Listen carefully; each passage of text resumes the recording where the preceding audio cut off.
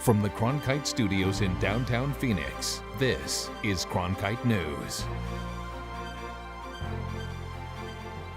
Save water, drink beer? That clever t-shirt phrase is actually working for farmers along the Verde River. Cronkite News reporter Jordan Evans shows us how it is being done. Deep in the Verde Valley of Arizona lie lush green fields and a river that sustains a multi-million-dollar economy. Farms here grow the typical crops such as corn and alfalfa, which take a large amount of the Verde River's flow.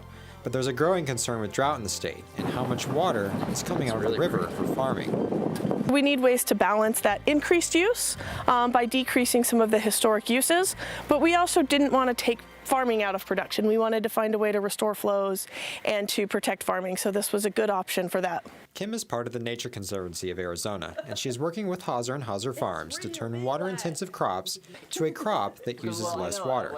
The answer? Barley. Barley uses about 2.2 acre-feet per acre of water compared to alfalfa that uses over 3 or corn that uses over 3 as well.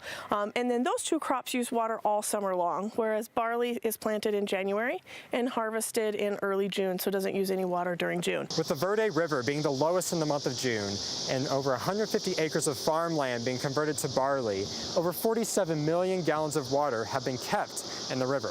That's enough to fill about 71 Olympic-sized pools. We're here, first of all, to keep the Verde River healthy and healthier in the months to come. Jan is part of the recently opened Signagua Malt and explains that it operates primarily to make growing barley financially feasible for farmers. We wanted to provide economic incentives for farmers in the Verde River's basin to grow barley, and the malt house is pretty much a reason for them to grow it in the first place. We like making a difference. We like setting an example.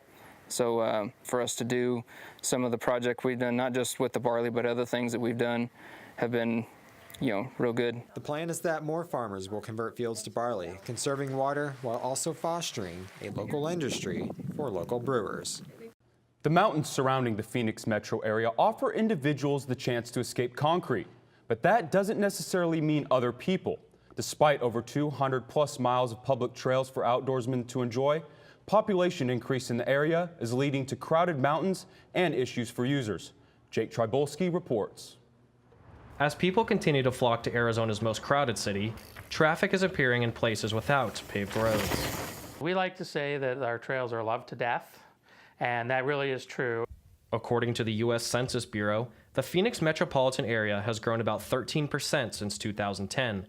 More people in the area means more people looking to enjoy the Phoenix outdoors. City trail counters tallied over 3,400,000 users in 2017. That's according to the City of Phoenix Parks and Recreation Department. Phoenix trails take such a beating, it makes it hard for city employees to keep up with. There's a lot of volunteer hours that we get every year, and we couldn't operate without that. In order to fight the decay of trails, groups such as the Gravity Riders Organization of Arizona promote trail advocacy. They frequently hold trail maintenance days to protect the land. As population increases, maintaining existing trails is one issue. Keeping people on them is another. Sometimes we'll do an entire trail day that's all we're doing is just cutting off shortcuts or repairing damage from people cutting around things. Wandering off the beaten path raises huge safety concerns. With unmarked trails, when a user becomes lost or injured, it becomes extremely difficult for rescue teams to find them. And the scary part is, a lot of people don't realize they're in an unsanctioned trail at all. One person going off trail leaves a path for others to follow. Once other people start following, that increases the trail, makes it more appealing to others to use, whether they know they're doing it or not. The ecosystem is sensitive, and Gronseth says with users wandering off sanctioned trails, it could damage the landscape and pose threats to wildlife. In Phoenix, Jake Trybulski, Cronkite News. You might start to see a new campaign for a persistent problem along Arizona's freeways, litter. It's costing taxpayers hundreds of thousands of dollars more this year to keep roads clean. A mattress, a tire, and scrap metal. These are just a few of the things you may see driving along Arizona's freeways. Don't secure your mattress with your arm. It doesn't make sense. You're going to lose it, so you're going to have to pay for a new mattress. You're also going to make it dangerous for other people. All those mattresses add up. It costs the state more than $4 million a year to keep about 400 highway miles in the Phoenix metro area clean. Most of us treat our individual homes with respect. We should treat our collective home, the state of Arizona, with the same respect. So Arizona is not your ashtray, Arizona is not your junkyard, Arizona is not your trash can, Arizona is our home. Love it, don't trash it. That's the message of a new campaign by the Maricopa Association of Governments, after more than 80,000 bags of litter were collected in 2017. You might think the big problem is the mattresses like the ones you see behind me. But actually, officials say the big concern is trash only the size of my pinky. Cigarette butts are one of the most common types of litter, but they're small and hard to get rid of. Cigarette butts have 165 poisonous chemicals in them, so that can leach down into the water supply, which can impact health and the environment. The Maricopa Association of Governments says survey results showed a large increase in the number of people who threw out cigarette butts. We live in the Sonoran Desert, which is one of the most beautiful and unique places in the entire world. So we want to love it and cherish it and not trash it. Officials told me all this litter adds up to about 855,000 pounds a year. If you see someone littering, you can report a violation at don'ttrashaz.com. When you visit, say, the Grand Canyon, roads, bridges, and water pipelines are just a few of the things needed to make sure your visit is pleasant. And sometimes they need repairs. As Cronkite News reporter Jordan Evans reports, U.S. Secretary of Interior Ryan Zinke visited the park this weekend to see some of those things that need not to be fixed just here in Arizona, but in parks across the nation. The Grand Canyon is one of the nation's most popular parks for tourism. From the scenic views to the lodging to the guided tours, the Grand Canyon generated about $900 million in economic benefits just in 2016. But now, national parks across the nation are needing about $12 billion for infrastructure and facilities. With 330 million visitors to our park system, 7 million visitors here, our parks are being loved to death. Secretary of Interior Ryan Zinke took a bus along the south rim of the Grand Canyon Saturday. He stopped to see some of the areas that need to be fixed. Those include historic cabins and a water treatment plant, as well as the Trans-Canyon Pipeline. It's time for America to step up and let's rebuild our parks to make sure we have the same experience for the next generation. Here at the Grand Canyon, this park needs about $330 million to fix maintenance that's been deferred.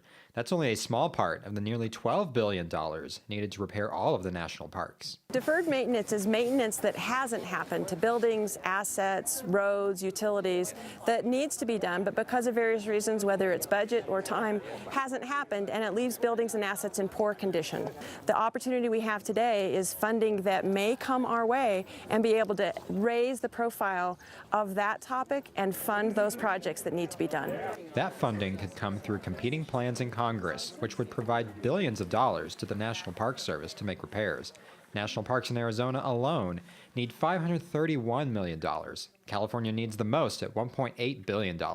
So one way to help curb that demand is for the community to get involved. I heard that number and I was shocked. I was like, wow, like this is why volunteers come. This is a perfect opportunity. We need volunteers to come out and do things like this and to help lower our backlog maintenance. And it's things like painting a building or fixing a fence, just little things like that that anyone can come out and do. But volunteers are only part of the solution. Some projects need paid contractors and engineers. So one plan currently in the U.S. Senate would develop federal lands for all sources of energy. That has some people concerned about the negative environmental impacts and accusing Zinke of supporting corporate interests. Most of what he's done is undermining, public lands and being on the side of oil and, extractive industries. So I think, there needs to be more done to be protecting these lands and not to be selling them out for profit. But Zinke disagrees. Money coming from renewable or non-renewable energy developed on federal lands would go a long way to taking care of long overdue maintenance projects. The underlying proposition is this: if you're going to create wealth and energy on public lands, then I think you also have an obligation to fund our public lands in perpetuity. A trans-border pipeline that brings wastewater from Mexico to the U.S. is nearly 70 years old, in need of repairs, and causing problems at the water treatment plant. Back in the 1940s, the U.S. and Mexico agreed to treat the sewage here to U.S. standards. I traveled to the border to see the problems. When MARILYN French St. George retired with her husband to Green Valley, Arizona, water quality wasn't top of mind. But that's changed. Communities like mine that are out in the suburbs and not in the loop of the reclamation system up in Tucson, we may be left out to dry. That worry brought her to a packed public meeting in Tubac on the health of the Santa Cruz River. It's coming from Mexico and Nogales, Arizona. This is one supply of the river's lifeblood, a wastewater treatment plant in Rio Rico, Arizona. 14 million gallons of wastewater are treated here every day, adding up to more than 5 billion gallons a year. The water travels through the International Outfall Interceptor sewage pipeline. Construction first began nearly 70 years ago. We're along the U.S.-Mexico border, and just across the street is where the IOI pipe starts. It then travels 9 miles north, where the raw sewage is treated. Then, the wastewater is sent into the Santa Cruz River. Last July, the pipe broke, spewing millions of gallons of raw sewage and toxic heavy metals into streams that feed the Santa Cruz River. That section of pipe has been fixed, but the entire pipe needs long-standing repairs. There are plans to line the pipe with fabric coated in special resin. The cost, almost $25 million. Most of that money would come from federal funds, but Arizona has to come up with nearly $5 million. This is where raw sewage waste ends up. This is one of the last ponds before the liquids and solids are separated, and the solids are sent to a landfill. It takes 12 hours of processing before this water goes into the river, according to the assistant plant manager who gave us a tour. There's bacteria and microorganisms there that eat organics. Basically, they eat the sewage, that comes in the water. Those bacteria struggle to survive when metals like nickel, copper, and zinc are present. Earlier this year, a spike in zinc in the wastewater caused concerns. So the levels were high enough to impair the operational efficiency of the plant, specifically the microbiology. Glycerin helps keep the microbes active when water toxicity gets too high. If the bacteria dies off, ammonia could end up in the river. Even though the hazards are high, the water is worth a lot to Arizona, $2.1 million every year. Without it, the river could shrink from 18 to only 6 miles in Santa Cruz County, leaving residents like MARILYN French St. George dry. I'm of an age where I don't want to be moving in my 80s because there's no water, or the value of my home is diminished considerably because of poorer water quality. As for taking care of the metals in the water, officials are looking for options to either certify labs in Mexico to test and monitor metal levels there. Otherwise, a U.S. lab may have to step up and support the effort to ensure compliance. The local funds to repair the pipe still aren't available. A spokeswoman from the Arizona Department of Environmental Quality told Cronkite News, quote, "The conversations surrounding the settlement are ongoing with the federal government. ADEQ remains engaged with local communities and stakeholders as the process continues. But there's no word on when those negotiations will wrap up." I'm Judy Woodruff, anchor and managing editor of the PBS NewsHour. The journalists of tomorrow face a fast-changing media landscape, but quality news remains vitally important to our communities, our country, and our world. At ASU's Walter Cronkite School of Journalism and Mass Communication, students learn solid, reliable reporting, holding the powerful accountable, and rebuilding the public's trust. The Cronkite School and Arizona PBS, preparing the next generation for a stronger future of journalism.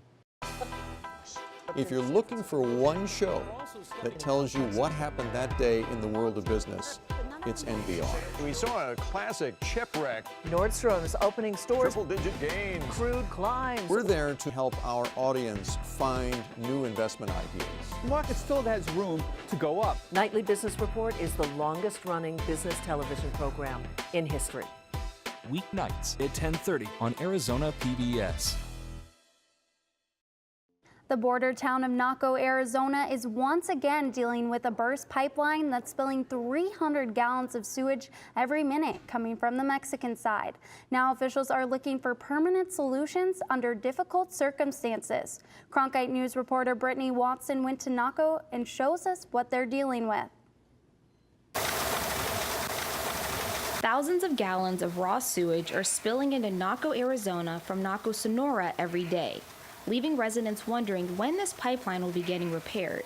and what health effects they may be facing because of it. We have every right to defend our lives. You guys don't live here. We live here. Hepatitis A, hepatitis B, tetanus. We also worry about viruses and parasites as well. Cochise County health officials hosted a town hall last Friday in Naco for residents, allowing them to express their frustrations about the leaking pipeline while discussing the plans to fix it. Authorities estimate repairs will last around 8 weeks. So that's kind of an estimated time that we've been given. We don't know which agency is going to be responsible for that at all. The leak started September 9th, but Naco has been dealing with spilled sewage for years. This latest incident triggered after a breach in a conveyance line used to transfer sewage from both sides of the border. I like to tell the council for them to get together and do what's got to be done on the American side, and let them worry about the Mexican side. County officials say there is a plan in place for repairs, but it comes with challenges. We're kind of on standby right now because when that repair takes place, we're anticipating another flow to come across because they have to flush out the system. Naco resident David Lloyd believes the answer to preventing this problem from happening again is to improve relations between the governments across the border. Naco, Sonora and Naco, Arizona are very much the same community in some ways. Extraordinarily, and we should take advantage of that, and we should use it positively. In Naco, Brittany Watson, Cronkite News. While authorities finalize repair plans, the first of several vaccination clinics set up by Cochise County health officials for Naco residents will be taking place this coming Friday. The stretch of ocean between California and Hawaii is full of plastic. It's known as the Great Pacific Garbage Patch. Each year in California, there's a day-long effort to clean up beaches and keep this trash from going into the ocean. Emily Four reports on one cleanup effort in Santa Monica from our Los Angeles bureau.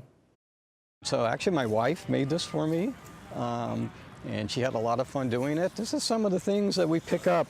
Art Salter's garbage-pinned hat reflects 10 years of coming out to the Santa Monica Pier North to pick up trash on the coast. We have bottle caps, and we have paper cups and plastic straws and plastic spoons that instead of putting them in the trash can, they just leave them on the sand. Salter became involved in ocean preservation 10 years ago. That's when he noticed trash during a trip to the beach with his family. He's been leading Heal the Bay's Santa Monica Pier North cleanup site ever since. Today, I don't know if you noticed, but we're using buckets. We're not using trash bags. This year, volunteers use plastic bins such as these to collect trash and keep our coast clean. Salter hopes the work he and volunteers do will help to keep plastic from reaching the Great Pacific Garbage Patch. The National Oceanic and Atmospheric Association says the plastic that litters the patch is constantly moving between California and Hawaii, so it's difficult to estimate its exact size.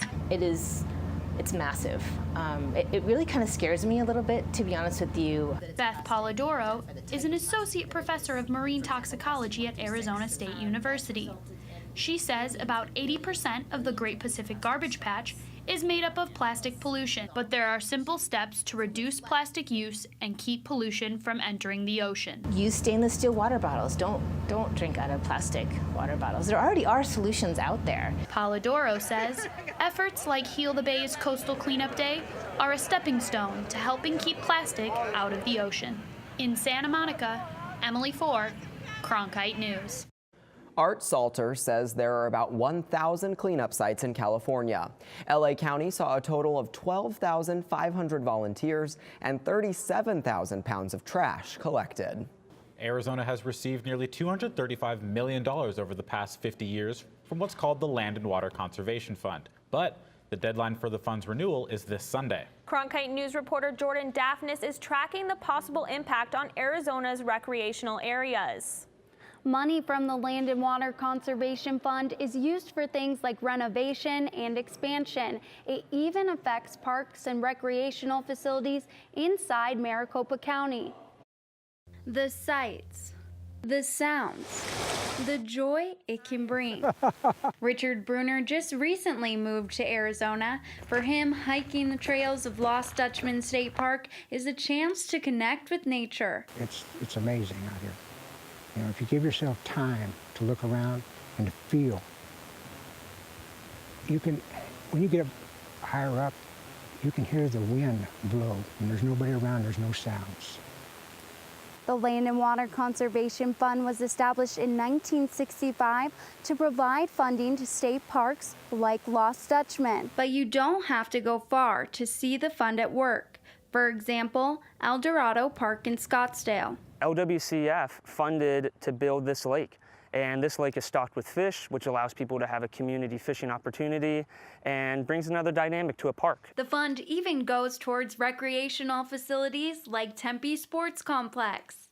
And this money doesn't come from taxpayers. Earnings from offshore oil and gas are used to generate the fund. Arizona Democratic Congressman Raul Grijalva supports legislation to reauthorize the fund. Without this bill, you would not be able to expand, enhance, or create new recreational park opportunities. The Consideration 502 permanently reauthorization of Land and Water Conservation. Utah Republican Congressman Rob Bishop has long advocated for states to be in control of federal land. He wants more money to come from the fund for states to use. It's not perfect in my mind, but it is good, and it's an improvement. Grijalva and Bishop have been at odds over plans to reauthorize the fund, but earlier this month, they reached a compromise. For veteran and advocate GARETT REPPENHAGEN, public lands are more than just a place to visit. They are an escape from the memories of war.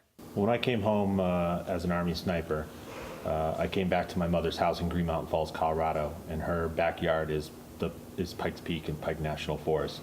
And almost instinctively, I grabbed a sleeping bag, a water purifier, and a fishing pole, and left to the woods. And I think that experience saved my life. REPPENHAGEN and a colleague stopped in Phoenix as part of a nationwide tour earlier this year, advocating for the fund to be permanently renewed. The bill to reauthorize the Land and Water Conservation Fund has bipartisan support from 232 House members. It still has to pass through the House and Senate before Sunday. Even if it expires, Arizona will still receive $2 million for outdoor recreation and conservation projects. In the Broadcast Center, Jordan Daphnis, Cronkite News.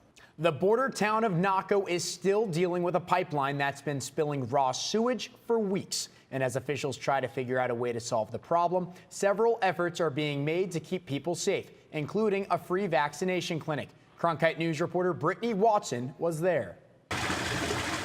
Garbage and sewage continues to pile up right at the border, separating Naco, Arizona and Naco, Sonora, leaving residents worried and health officials doing what they can to keep citizens as safe as possible. At any time we have raw sewage into a community area, we want to take preventive steps. Steps like this vaccination clinic aimed at curbing the potential effects of this pipeline, which has been leaking raw sewage, with authorities declaring a state of emergency back on September 9th. Community leaders gathered at the Naco Fire Station answering questions, addressing concerns, and vaccinating residents, while also doing house calls. Francisco and Lydia Romo weren't able to physically attend the clinic, but they're still getting their shots.